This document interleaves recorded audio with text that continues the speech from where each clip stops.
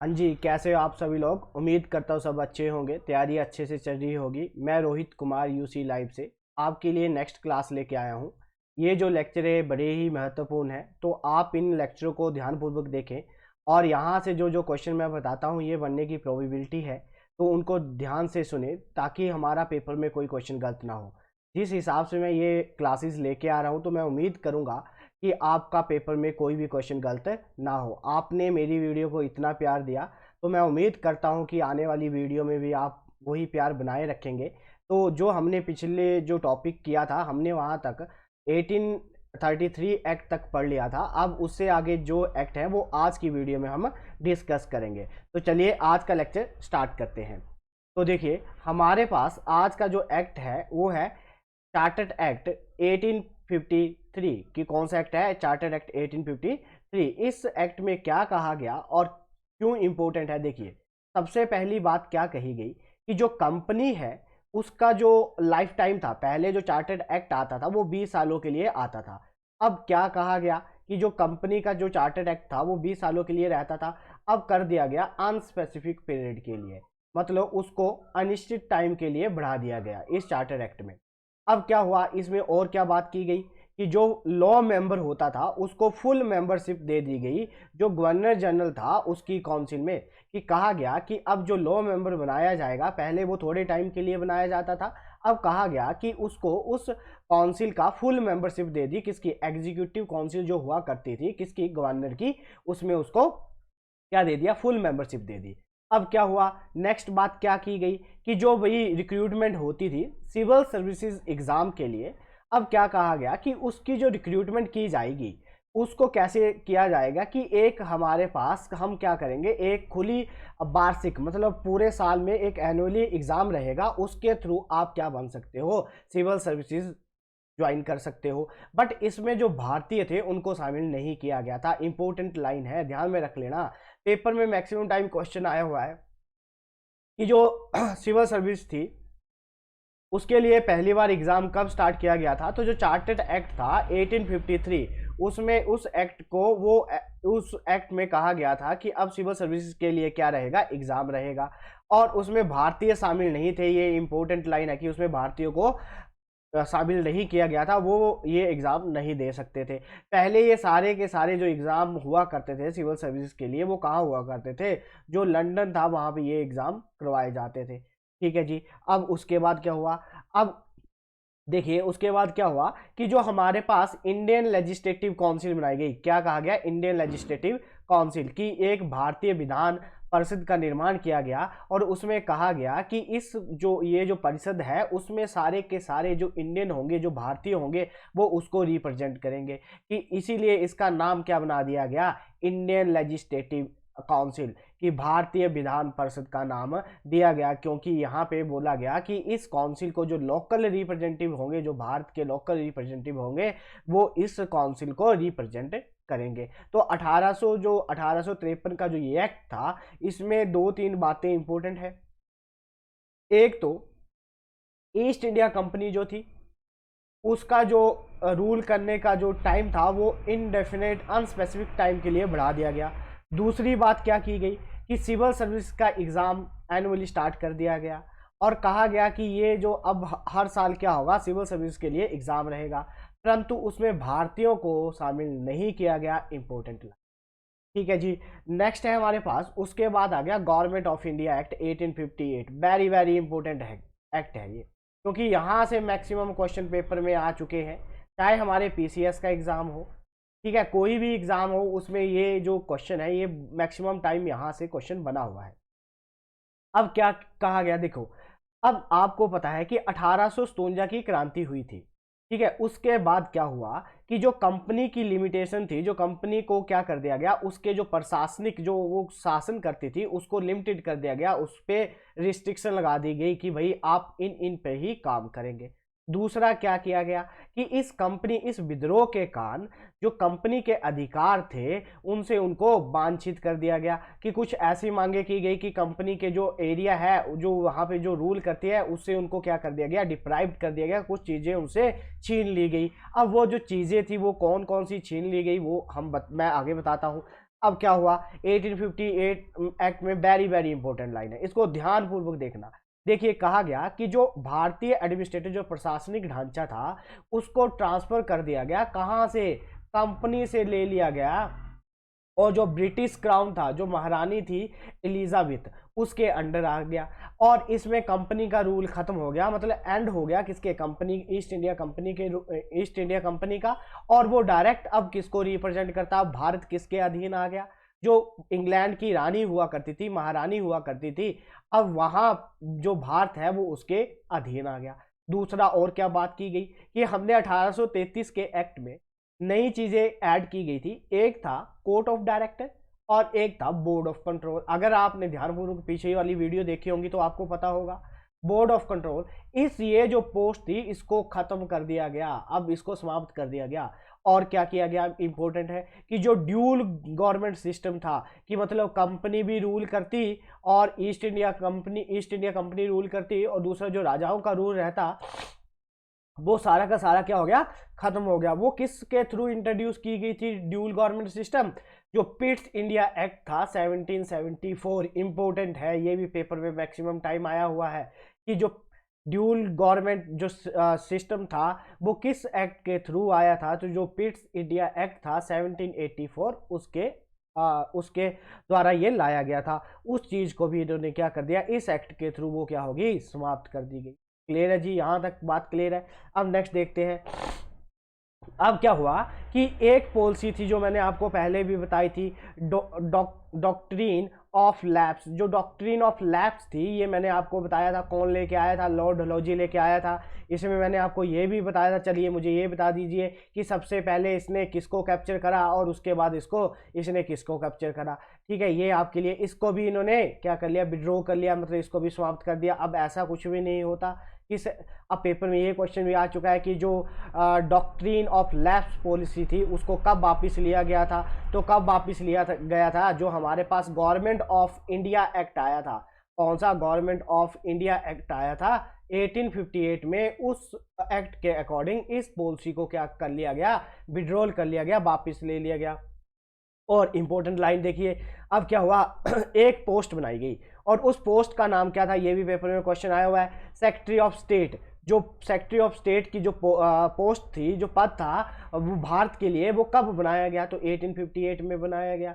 अब ये जो बंदा हुआ करता था, जो सेक्रेटरी ऑफ स्टेट हुआ करता था, ये डायरेक्ट किसको रिप्रेजेंट करता, जो पार्लियामेंट थी, जो ब्रिटिश पार्लियामेंट थी, ये मेंबर होता था किसका, ब्रिटिश कैबिनेट का, और ये डायरेक्ट रिप्रेजेंट करता किसको, जो ब्रिटिश पार्लियामेंट थी, जो उनकी ब्रिटिश पार्लियामेंट हुआ करती थी, ये बंदा वहां से चूज होके आता। कौन, जो सेक्रेटरी ऑफ स्टेट था भारत के लिए, किसके लिए, भारत के लिए। तो वो किसको रिप्रेजेंट कर रहा था, वो डायरेक्ट रिप्रेजेंट करता ब्रिटिश पार्लियामेंट को।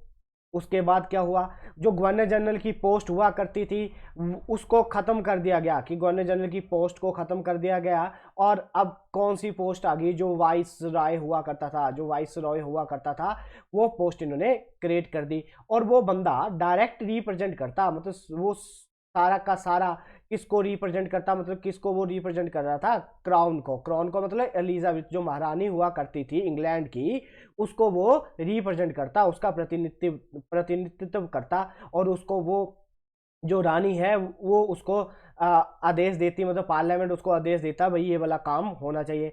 अब मुझे एक बात बताइए कि जो गवर्नर जनरल जो हुआ करता था वो पोस्ट कब आई थी, किस चार्टर्ड एक्ट में आई थी, और पहला जो गवर्नर जनरल इंडिया था वो कौन था। अब जो पहला वाइस राय बना, जो पहला भारत का पहला जो वाइस राय बना, उसका क्या नाम था, बहुत ही इंपॉर्टेंट है, लॉर्ड कैनिंग। कौन था, लॉर्ड कैनिंग जो थे वो भारत के पहले वॉइस रॉय बने। अब पेपर में क्वेश्चन क्या आता है कि last governor general of India कौन था, last governor general of India कौन था, तो वो भी बंदा कौन था, लॉर्ड कैनिंग। बात समझ में आ गई कि अंतिम जो गवर्नर जनरल था भारत का वो कौन था, लॉर्ड कैनिंग था। और पहला वॉइस रॉय भी भारत का कौन था, वो लॉर्ड कैनिंग। अब क्या किया गया कि एक हाईली सेंट्रलाइज एडमिनिस्ट्रेटिव स्ट्रक्चर आ गया कि भाई अब भारत में एक तरह का रूल होता, मतलब वहाँ पे जो रूल फॉलो किया जाता वो सारा का सारा रूल ब्रिटिश पार्लियामेंट डिसाइड करती। एक बढ़िया स्ट्रक्चर आ गया, मतलब अच्छे तरीके से भारत का निर्माण होता। ये जो गवर्नमेंट ऑफ इंडिया एक्ट था 1858, इसमें ये बातें कही गई थी और ये सारी की सारी जो बातें हैं ये बहुत ही महत्वपूर्ण है। ठीक है जी। अब उसके बाद क्या हुआ, उसके बाद आया इंडियन काउंसिल एक्ट 1861, मतलब 1861 में एक एक्ट आया, उस एक्ट का नाम क्या था, इंडियन काउंसिल एक्ट। अब सुनिए, ये भी पेपर में क्वेश्चन आ चुका है कि पहली बार इंडियन काउंसिल एक्ट कब आया था, तो कब आया था, 1833 में। उससे पहले क्या हुआ करता था जी, उससे पहले हमारे पास आते थे चार्टर्ड एक्ट, और उसके बाद आया गवर्नमेंट ऑफ इंडिया एक्ट, और पहली बार इंडियन काउंसिल एक्ट आया था 1861 में, 61 में। अब क्या हुआ, अब इसमें भारतीय जो लेजिस्लेचर था, मतलब जो भारतीय विधायिका थी, ठीक है, जो हमारे पास भारतीय विधायिका थी, उसकी नींव रखी गई, कब रखी गई, 1861 में।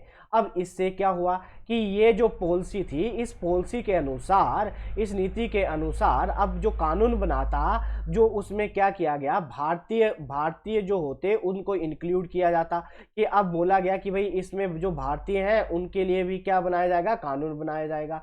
अब दूसरी बात क्या की गई कि जो भाई हमारे पास लेजिस्लेटिव पावर हुआ करती थी, जो रूल बनाने की पावर दे के रखी थी प्रेसिडेंसियों को, अब क्या कहा गया कि सारी की सारी जो प्रेसिडेंसियां हुआ करती थी, ये भी मैंने पढ़ाया हुआ है कि क्या कहा गया था कि जो मद्रास और जो बॉम्बे प्रेसिडेंसी है उसको किसके रूल मानने पड़ते थे, पहले बंगाल जो प्रेसिडेंसी है जो रूल बताती, उसी के अकॉर्डिंग जो बॉम्बे है और जो हमारे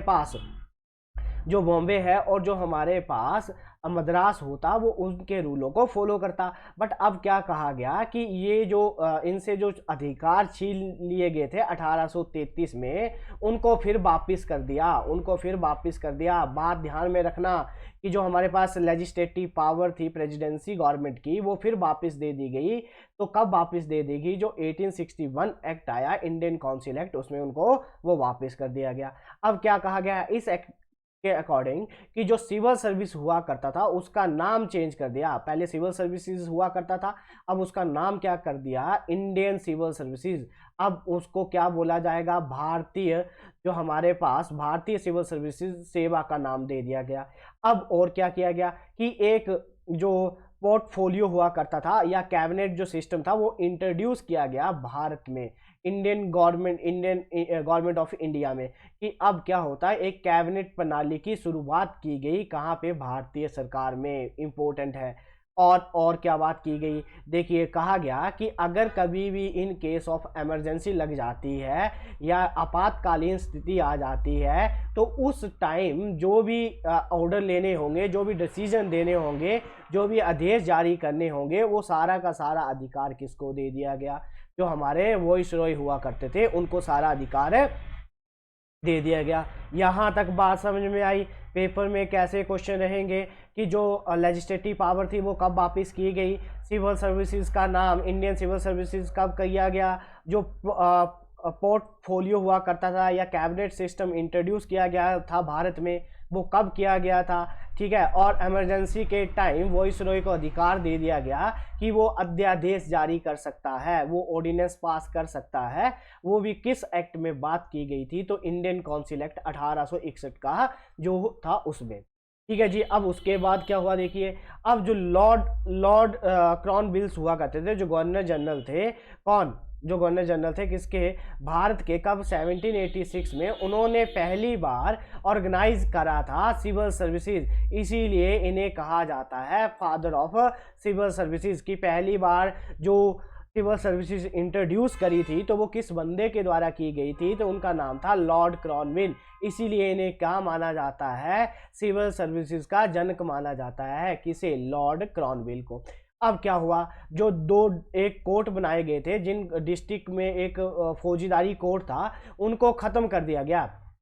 इस चार्टर जो ये इंडियन काउंसिल एक्ट आया था 1861 में, इसमें क्या किया गया कि जो फौजदारी कोर्ट हुआ करते थे उनको ख़त्म कर दिया गया और उनको ख़त्म करके नए कोर्ट बना दिए गए जिनका नाम था सर्किट कोर्ट जो कहाँ कहाँ बनाए गए, कोलकाता में, फिर ढाका और जो हमारा मुर्शिदाबाद था वहाँ एंड पटना में। 4 जो हमारे पास सर्किट कोर्ट बनाए गए और चारों के चारों जो सर्किट कोर्ट थे वो कहाँ बनाए गए, कलकत्ता में बनाया गया, ढाका में बनाया गया, जो मुर्शिदाबाद था वहाँ पे, और पटना में सर्किट जो अदालतें थी उसकी स्थापना की गई। अब क्या हुआ इसमें, इस कोड जो क्रॉन बिल का जो कोड आया था उस कोड के अकॉर्डिंग क्या था कि जो हमारे पास उसने क्या किया था कि जो पैसे लेंगे, जो रेवेन्यू इकट्ठा करेंगे और जो भाई प्रशासनिक जो हमारे पास न्याय प्रशासन होगा वो दोनों अलग अलग होंगे। बात समझ में आई कि जो भैया पैसा लेगा वो अलग होगा और जो न्याय देगा, न्याय का प्रशासन जो देखेगा वो अलग होगा। इन दोनों डिपार्टमेंट को उसने अलग कर दिया था किसने, जो क्रॉन बिल्स कोड था उसके अकॉर्डिंग। बात समझ में आई, ये इंपॉर्टेंट पॉइंट है। मैं उम्मीद करता हूं कि आपका पेपर में कोई क्वेश्चन छूटे ना, इसलिए मैं थोड़ा डीप में लेके चल रहा हूं। क्लियर है जी बात। अब मैं यही कहूँगा एक बार फिर कि यूसी लाइव चैनल को सब्सक्राइब और वीडियो को शेयर और लाइक जरूर करें।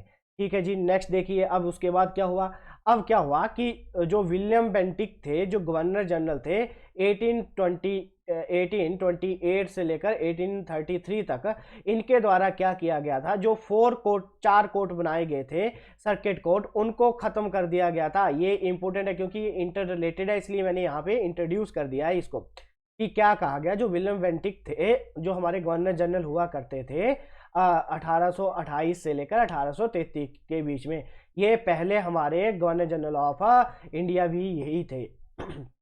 ठीक है जी, ये जो हमारे पास जो लॉर्ड क्रॉन बिल्स थे उन्होंने इंट्रोड्यूस करा था सर्किट कोर्ट, अब इन्होंने उसको ख़त्म कर दिया गया और उनका जो सारा का सारा जो कार्यभार था वो किसको ट्रांसफ़र कर दिया, जो डीसी जो कलेक्टर होते थे उनको ये सारा का सारा कार्यभार दे दिया गया। और अब क्या किया गया, जो देखिए 2 चीज़ों का निर्माण किया गया। जो हमारे पास उच्च प्रांतों के लोग होते थे उनको सुविधा देने के लिए सरदार दीवानी अदालत और सरदार निजामत अदालत की स्थापना की गई और वो स्थापना कहाँ की गई, इलाहाबाद में। इन्होंने सर्किट कोर्ट जो था उसको ख़त्म कर दिया गया और वो सारी की सारी पावर किसको दे दी गई, जो कलेक्टर होते थे उनको दे दी गई। और इन्होंने और क्या किया गया, जो उच्च प्रांतों के जो लोग होते थे उनको सुविधा देने के लिए सरदार दीवानी अदालत और सरदार निजामत अदालत की स्थापना की, कहाँ पे, इलाहाबाद। यहाँ तक आप उम्मीद करता हूँ आपको समझ में आया होगा। ठीक है जी, नेक्स्ट चलते हैं। अब क्या हुआ, अब इन्होंने और क्या किया गया कि जो हमारे पास जो लैंग्वेज हुआ करती थी, जो कोर्ट में पहले लैंग्वेज यूज़ की जाती थी वो यूज़ की जाती थी फारसी। कौन सी, फारसी लैंग्वेज जो थी वो यूज़ की जाती थी। तो अब इन्होंने उसको रिप्लेस करके अब पारसी की जगह कौन सी लैंग्वेज यूज़ करते हम, जो हमारी अंग्रेजी भाषा है उसको क्या किया गया, कोर्ट की ऑफिशियल लैंग्वेज बना दिया गया कि जो भाई हमारे पास आधिकारिक लैंग्वेज होगी, जो भाषा रहेगी वो कौन सी रहेगी, इंग्लिश। तो ये भी पेपर में क्वेश्चन आ सकता है कि जो पारसी लैंग्वेज थी उसको रिप्लेस करके क्या बना दिया गया, हमारे पास इंग्लिश को क्या बना दिया गया, जो ऑफिशियल लैंग्वेज बना दिया गया। और क्या किया गया था इनके द्वारा, विलियम बेंटिक के द्वारा, जो सिविल कोड प्रोसीजर था जो कब आया था, 1859 में, 1859 में। जो पैनल कोड था जो 1860 में आया था। जो क्रिमिनल प्रोसीजर कोड था जो 1861 में आया था। वो सारे के सारे जो थे इनके द्वारा कानून लाए गए थे और ये इम्पोर्टेंट मतलब कानून थे, इसलिए मैं इस जो मुझे इम्पोर्टेंट लगा, जो मुझे एक्ट इम्पोर्टेंट लगे, जो कानून थे जो सही जो पेपर में रहते हैं, मैं वो भी यहाँ पे लिख के लेके आया हूँ ताकि आपका पेपर में कोई क्वेश्चन गलत ना हो। ठीक है जी, अब उसके बाद क्या हुआ, उसके बाद लास्ट एक्ट आया जिसका नाम था, जो इम्पोर्टेंट एक्ट है वो आया इंडियन काउंसिल एक्ट 1892। 1892 में एक एक्ट आया, जिस एक्ट जो इंडियन काउंसिल एक्ट था 1892, इसमें क्या किया गया, इसमें भारतीय प्रतिनिधित्व प्रणाली की शुरुआत की गई, कि कहा गया कि अब इसमें जो भारतीय हैं वो क्या करेंगे, भारत को रिप्रेजेंट करेंगे, कि भाई इस प्रणाली के अकॉर्डिंग जो भी है, जो भी भारतीय हैं जो भारत को रिप्रेजेंट करेंगे। दूसरी बात क्या कही गई कि भाई परिषद को पावर दे दी गई, जो परिषद है, जो काउंसिल है, उसको पावर दे दी गई कि आप क्या कर सकते हो, बजट पे डिस्कस कर सकते हो, चर्चा कर सकते हो, और जो कार्यपालिका है और उसमें उससे रिलेटेड जो भी हमारे पास क्वेश्चन है वो आप प्रश्न जो है वो पूछ सकते हो। ये पावर दे दी गई कि बजट है उस पर डिस्कशन कर सकते हो, चर्चा कर सकते हो, और जो कार्यपालिका जो भी हमें इम्प्लीमेंट करना है उस पर आप क्या कर सकते हो, क्वेश्चन पूछ सकते हो। ठीक है जी, तो यहाँ तक उम्मीद करता हूँ आपको समझ में आया होगा। आप वीडियो को लाइक, शेयर और यूसी लाइव चैनल को सब्सक्राइब जरूर करें। ठीक है जी, थैंक यू।